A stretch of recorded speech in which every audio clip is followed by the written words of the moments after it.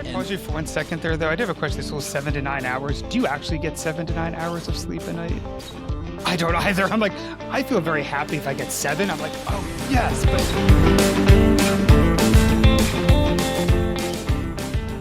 hey everyone, I'm Mike, And I'm Andrew.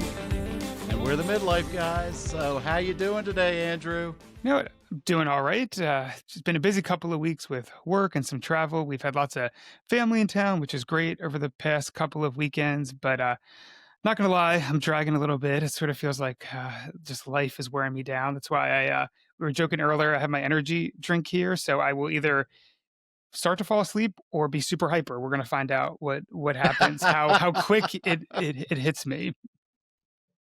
Nice, very How about nice. you? How are you doing, Mike? Yeah, I mean, you might be able to tell I'm a little under the weather if you can't tell from my voice. Um, I was traveling last week for work, and I don't know when this transition happened, but when I'm not in my own bed and in my own space, I just don't sleep very well. And I'm curious if our listeners have that same issue, because it didn't used to be a problem at all, at all. And now, whenever I have to be out of town and don't have my own pillows and my own comfortable bed, I just start fucking dragging, and that just leads to a ripple effect. I had a hard time concentrating during meetings, and I was sitting there, trying to get work done. And now I'm fucking sick because of it, which blows. And so, that's what we're going to talk about today. Sleep and the importance of sleep. So, what about you, Andrew? Did you get decent night's sleep last night? Last night did okay. I will say the traveling thing is funny though, because I've noticed probably about a year or so ago the same thing. I used to be able to sleep pretty much anywhere, and yeah, it's harder when I'm away from being at my house in my bed. The falling asleep thing is definitely different, which I feel like if nothing else is a sign that we're getting older. Like it's something I remember my parents talking about, and I'm like, "What's wrong with you?" And I'm like, "Oh Jesus Christ, it's happening to us." So we're there too, so I definitely feel you on that one. Yeah, the traveling and being in a different place does kind of mess up with my sleep as well. It's yeah, I guess it's just part of getting older. Although sleeping, Yes, it is. yeah, generally is not terrible. I don't know about you or if other people experienced. I'm a pretty hard sleeper, so it doesn't take me a ton to fall asleep. But what I've noticed has been happening, especially in midlife, is I wake up like 2 or 3 times in the night, almost every night. Sometimes it's like weird dreams that I'm having, or probably too much information. And also, when you get older, I have to go to the bathroom in the middle of the night now too, so that's fun. Like no matter what, I'm like up and having to use the bathroom. It's prostate checking time. Just like why? So yeah, there's that. But yeah, I definitely have noticed, or sometimes I'll just again wake up for no apparent reason. Like last night, I was up at 4:30. I'm not sure why, and it took me like 15, 20 minutes to fall back to sleep. I'm just like, why am I awake right now? So I don't know what it is, but the whole like intermittent sleeping is definitely a problem. Yeah, I mean, I kind of went down this rabbit hole because sleep has been studied for centuries, but the study of sleep by the scientific community was always focused around things like dreams or what happens with our bodies, Yeah. just like from an observational standpoint. When we sleep, it's really not been until the last like 20 or so years that doctors and the medical community have really started to show the correlation between sleep and other health outcomes like dementia or heart disease and some other things. So, and also just development. So, like, we know and we have known for a long time that when you're a child, you need a lot of sleep. Your body Yes. is developing, your brain is developing. And then we hit 18 years old and we essentially just like figure out our 7 to 9 hours of sleep that we need on a nightly basis, depending on your unique needs. But what's interesting is when we hit midlife, our sleeping patterns really start to change. I mean, dramatically change. Um, Can I And pause you for 1 second there, though? I do have a question. This whole 7 to 9 hours. Do you actually get 7 to 9 hours of sleep a night? I don't either. I'm like, I feel very happy if I get 7. I'm like, "Oh, yes." But, like, I love because I hear that all the time. It's like, "Oh, it's get 7 to 9 or average is 8 hours." And I'm like, "Who is getting 8 hours of sleep every single night?" Sorry, not to interrupt, but I really just wanted to make sure that wasn't just me. That's like, you know, try to get there, but I don't know how anyone actually gets 7 to 9 hours of sleep consistently. I don't know. Yeah. Freeman, do you get 7 to 9 hours of sleep every night? Yeah, right now. Who does? If you No, do, please no. comment. I wanna know I'm how. closer to the 6.5 range.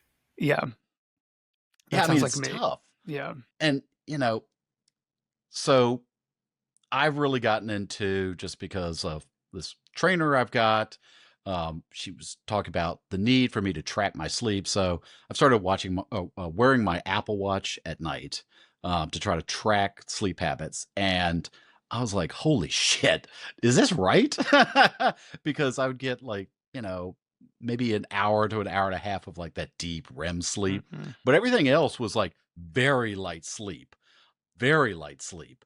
And I was like, am I an anomaly here? I mean, what's going on? I mean, am I just like super fucked up in the way I sleep? But apparently, I am not Not alone, so much. Okay. because the research does show that when you hit your midlife years, our sleeping patterns change. And there's this researcher named Lisa Lewis who's done a lot of research about this. And one of the things that she illustrates is that in midlife, we spend less time in a deeper sleep and more time in a lighter sleep, which means we just wake up a lot more often. All throughout the night, we're waking up and then falling back to sleep. And all that means is we're not actually getting that 7 to 9 hours of sleep. Doesn't sound like any of us are getting the 7 to 9 hours of sleep To anyway. start But with, we're yeah. getting even less sleep because we're constantly waking up. There's all this like push and pull of what we're doing in the middle of the night, and none of this we remember. I Yeah. mean, you know, sometimes I don't even remember getting up to go to the bathroom in the middle of the night. So, but I'm curious if other midlife guys out there have this same issue, because this seems like a pretty significant thing that does impact our health, our mental well-being. And a few episodes ago, we talked about burnout. And if you haven't Mhm. listened to that episode, be sure to go back and listen to that episode. Um, but I feel like this could be a big contributor to that burnout, is that we're just not getting enough sleep. Yeah, I think Andrew? that's no, I think that's probably very true. That contributes to not burnout, but to so much other stuff. I have to say, you talking about those statistics, the one silver lining for me was like, okay, I'm not crazy or I'm not alone. So I guess, yay, we're in this together. That at least we're all like having issues with sleeping. Because it is, I feel like just recently the whole getting up throughout the night has definitely been more of an issue. And I will say, throwing back to an earlier episode, I think the first or second episode, I was commenting, maybe complaining about how my kids at the time were going through like weird sleep patterns and not sleeping through the night. And I usually blame kids for lack of sleep because, it's easy to do that. But in reality, like looking back on it, I don't, even when they're sleeping just fine and they sleep through the night, which they've done the past couple of weeks, like I'm still getting up in the middle of the night off and on. And the research you mentioned might kind of, I guess, points to the fact that that is really common as we get older. So I guess I have to give the kids a pass on my terrible sleeping patterns. So it's just a part of old age, which is great. Yeah, I mean, you bring up a good point about kids, though, and I don't know, but midlifers are in a unique position because kids go through different sleeping Yeah. patterns. Could be nightmares, it could be sleep regression, and Hmm. I'm kind of curious as to whether this is programmed into our DNA, essentially, in that, when we hit a certain age, we're almost programmed to sleep lighter because we want to be there for our kids in Yeah. case they need us in the middle of the night. It's harder to do that when you're in deep REM sleep. But this is just a hypothesis. It doesn't mean anything. Yet again, I'm not a scientist, but or is it something else? I mean, according to the National Institute of Health, they did a research project about this, which was published this year. One of the things they reported was that midlifers are not getting enough sleep because they're worried about family issues.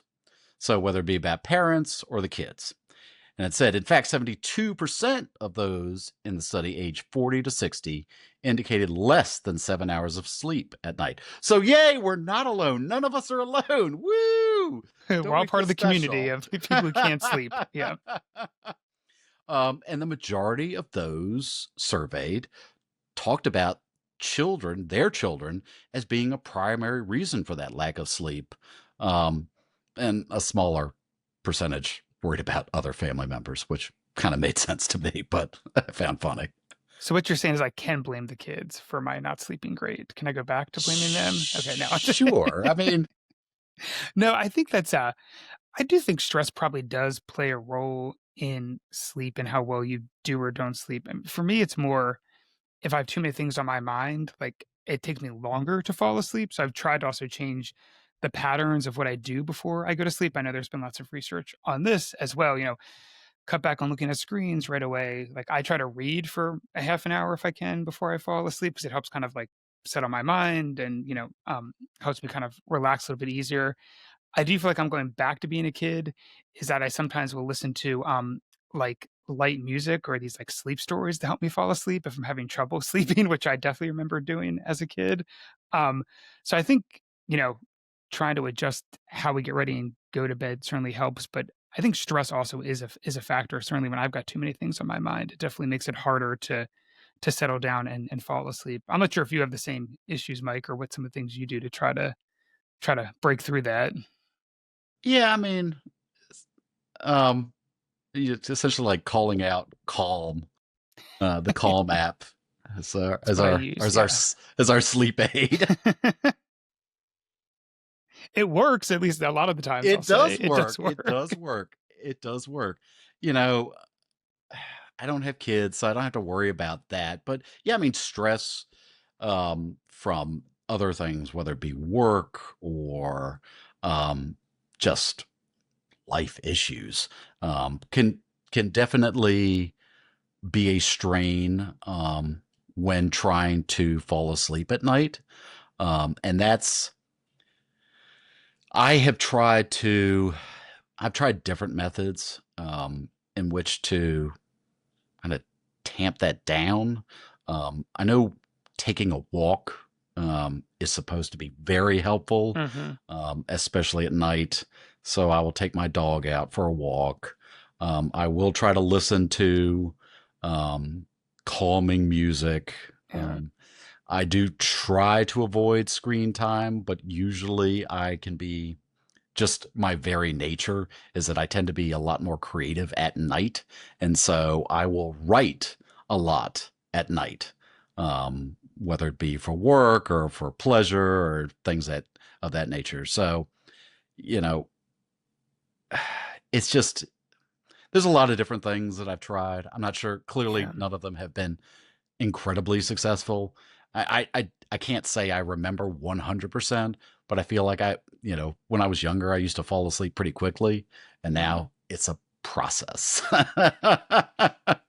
I feel like that It is a encapsulates huge process. a lot of middle age. Things become a process now. Like, everything takes a little bit longer or is a little bit harder to do or just leaves you more sore at the end of it. So it's all a process. Yeah, I mean, and I understand your point of view with kids because I mean, by way of background, I babysat Andrew's kids a few weekends ago while he was out of town, um, and shit, I was fucking worried like every goddamn night that something was going to go wrong, and they're not my fucking kids.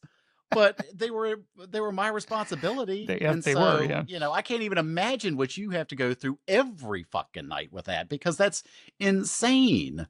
You know, Um, it's funny you say that because I remember you mentioning that to, my wife and me when we got back. You were talking about how exhausting it is. I was like, "Well, yes," just because 'cause they're very active, but also how, like, stressed it was or worried about them at night, and, we were talking and, like, I love my children dearly. I worry about a lot of things with them, but I feel like the more years I've been a parent, I've been able to sort of compartmentalize my worries or sort of prioritize them and to kind of figure out, like, okay, what is worth really worrying about versus, oh, they'll be fine, or this isn't going to hurt them that badly. So like, don't over stress about something, which I thought was kind of an interesting dynamic given someone who doesn't have kids, you're not always around them. And so you're like, I don't want anything bad to happen or like anything to go wrong.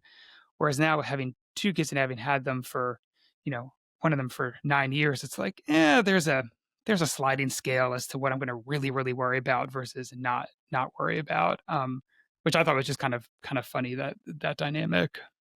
That's a good thing to know. Maybe I Yeah. need to figure out that sliding scale when I have to babysit your I kids mean, if again. something happens, then I'm coming for you, but, but probably don't need to stress out about, like, every little thing. Like, you know, earlier good example of this, whereas I feel like, when you're a new parent, my younger son was out playing, he tripped and, like, skinned his knee really badly. It happens. Like, you know, early on, to be like, "Oh my gosh, do we need to go see a doctor or something?" And now it's like, "Here's a wet paper towel. You're fine. Like, I'll wipe it off. Just Mhm. go." So I do think, like, that's part of your earlier comments about how we evolve over time. I feel like that's kind of as a parent, you sort of evolve to figure out like what's really worth worrying about.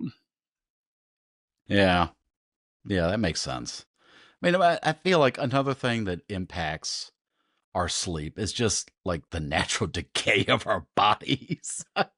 Keeping it positive today. Yeah, I know. As we as we march towards the grave.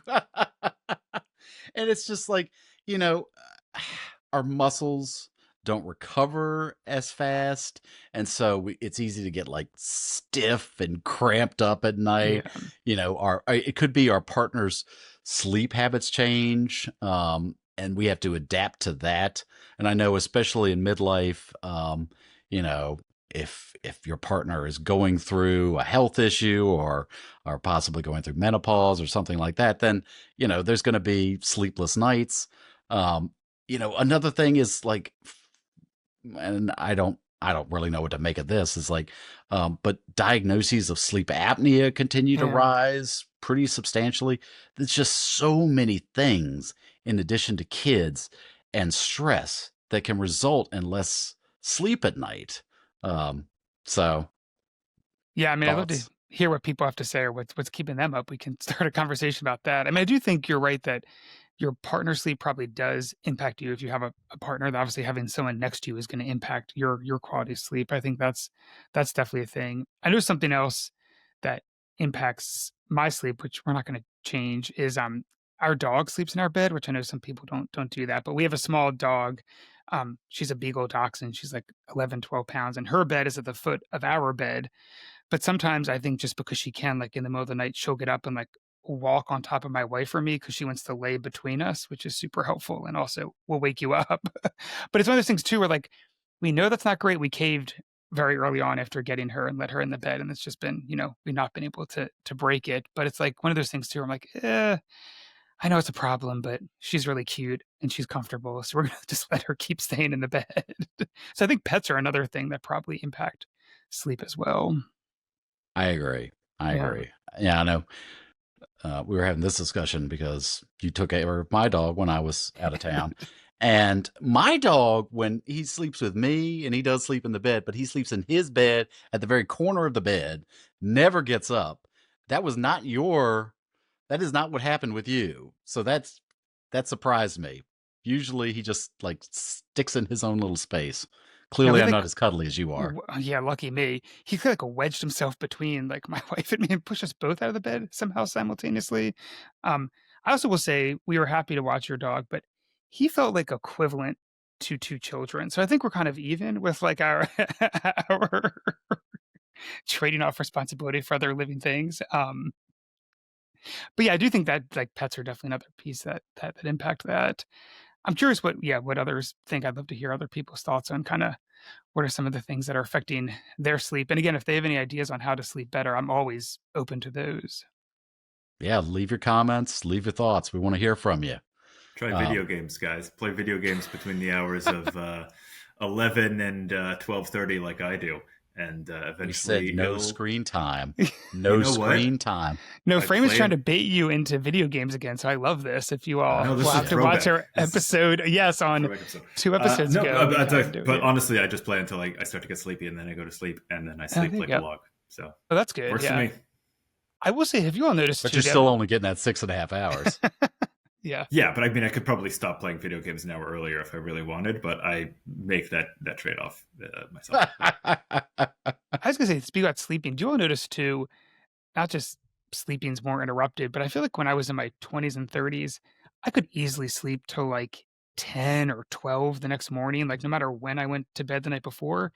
Now it's like if I sleep past 7, I consider that a huge win. It's crazy. Like I just can't sleep late into the day anymore. I don't know if that's just me or if that's again another joy of midlife is just you're up early and that's that.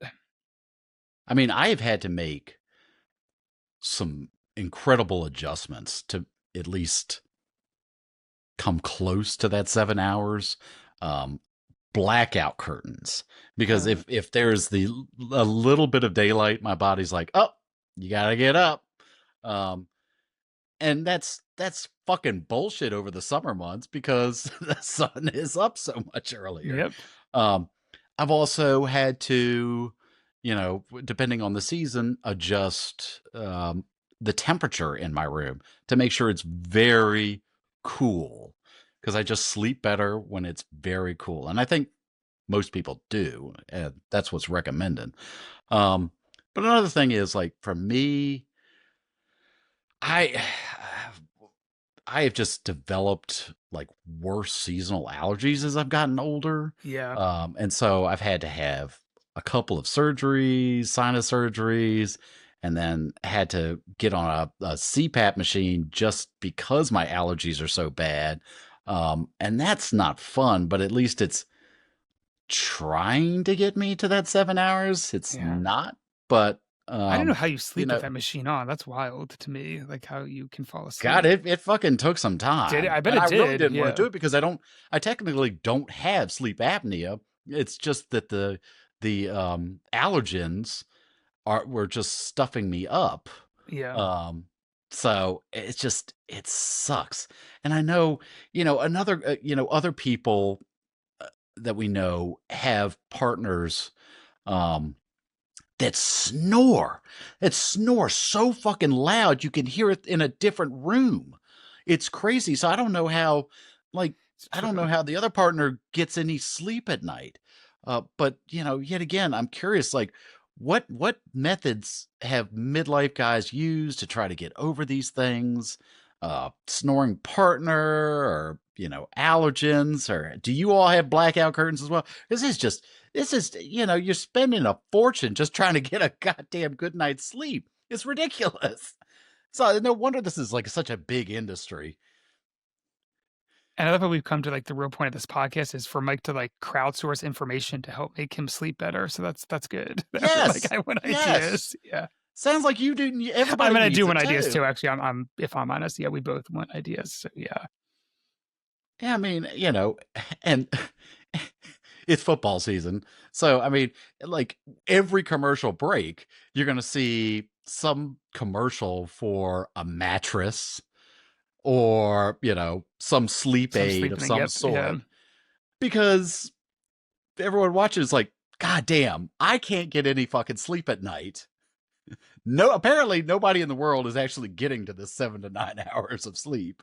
So, I was going to ask, where do you guys stand on the new tech mattress sort of? I feel like there's a lot of like AI in your mattress and like Yeah. contorting the mattress so it moves a certain way or contorts to your body or something. It's very, very new age mattress stuff. It sounds like voodoo to me. I mean, like really, I don't know. Some of it seems a bit much, but maybe it works. If someone's tried it, let us know. I mean, I'm open to the idea of it working. Jesus Christ, I must be living on Mars. I haven't even heard of this Oh before. yeah, yeah. I feel like No. it's Pillows like too. lots of people just put AI on things to try to sell stuff too. So I don't know like how much of it is actually I don't want my worthwhile. pillow to move at night. That shit's gonna give me It's going to track all of nightmares. your vital signs and send it to someone else so they can sell you more stuff or like monetize you based on your Or sleeping like it adjusts patterns. the temperature based on Yeah, no, your I know like temperature. the mattress will like cool itself down or something. I've seen those that Yeah. like cool You their won't heat have up to from adjust your the body. temperature anymore, Mike. The mattress will do it for you. Think about And it. if you're I sad, am the mattress will give you a big hug or something like Admit that's it. what we're Admit doing. it. You're tempted. You're curious. I am not tempted. I am terrified. That's that sounds like the beginning of a fucking horror movie. That's crazy. I don't want my bed to be alive. And this is why midlifers are not early adopters on new technology. We'll wait and see what happens with it. It is very true.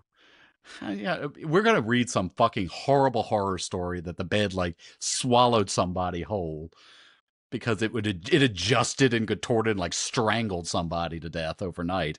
I mean, it does That's sound just like a good awful. Black Mirror episode. I'm not going to lie. I could totally see that becoming a show. Mhm. But yes, we've got to get more sleep. We've got to get more sleep because we know that sleep is important, especially at this age, Yeah. to recovery from working out, for just our basic physical and Mental health, mental yeah. well-being. And there is a ripple effect. We know that there's a ripple effect as we continue to age. The lack of sleep can lead to more serious conditions down the road, whether it be heart disease, Alzheimer's, or other forms of dementia. The research is right there in front of us, so we've got to figure this one out and figure out how to get a better night's sleep. And maybe it is screens, and maybe that's a big part of what's fueling this right now. Maybe it's all kinds of things, but we've got to figure this out. So if anybody out there has the perfect solution to how midlife guys can get better sleep, let us know. We'd love to get your thoughts. Yeah. And don't forget to like Yeah. and comment and subscribe. Gotta throw that in there. Yes. Yeah. So with that, Cool. we've blown through another half an hour. Thank you for joining us. Tell your friends to subscribe. Leave any comments or feedback. And until next week, good luck, guys. Thanks, everybody.